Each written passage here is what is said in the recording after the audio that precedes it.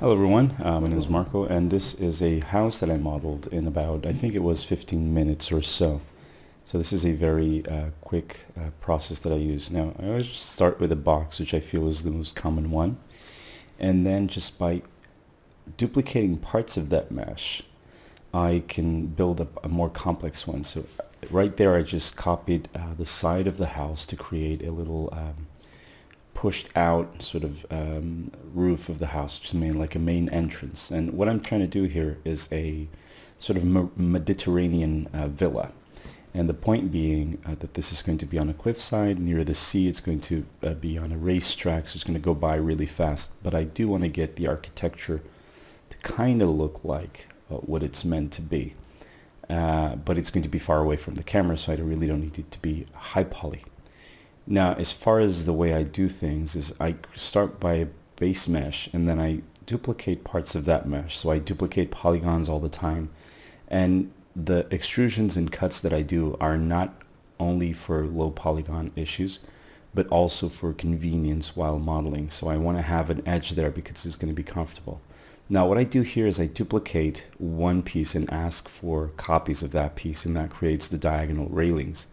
But once you're editing the low poly model itself using editable poly modifiers, you can't really do that in the sub-object concept. So you can't take a polygon and duplicate one and ask for copies at the same time. You have to do that in object level.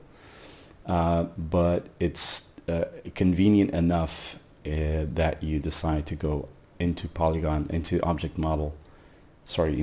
mode to do that. Now, for example, here on the window, which I'm having a lot of trouble selecting, what I do is I use floating geometry to create the window. I start with a polygon that's straight out from the face of the house.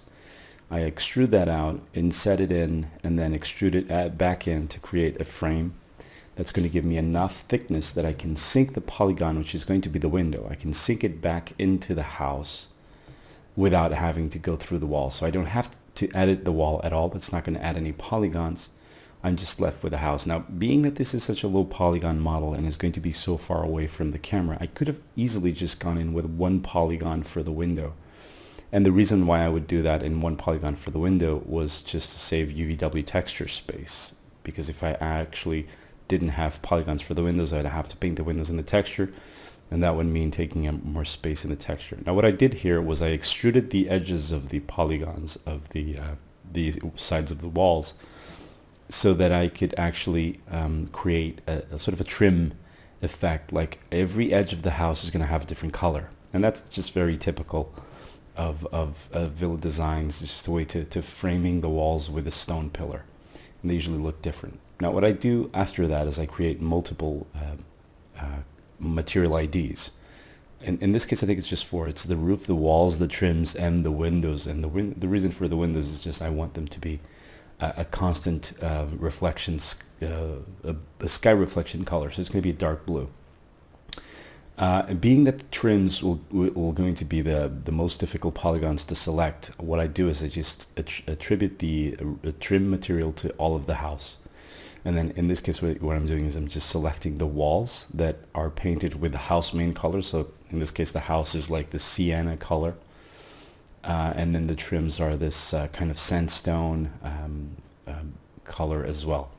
I picked this dark blue for the reflection of the windows, and I use one of these windows as a starting point to create a door. I know the door should be like made of wood, but that would mean another material ID, which I really didn't want to do. And also it could just be a glass door.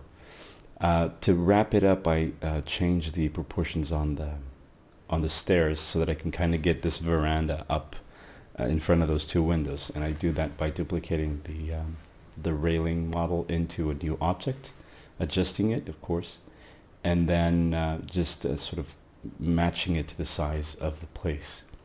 And that's pretty much it. I do forget to change the color on the roof there of the entrance, and I add a little bit of triangle, a little triangle here at the front just to use the main color. And that's it. I hope you guys enjoyed it. Take care.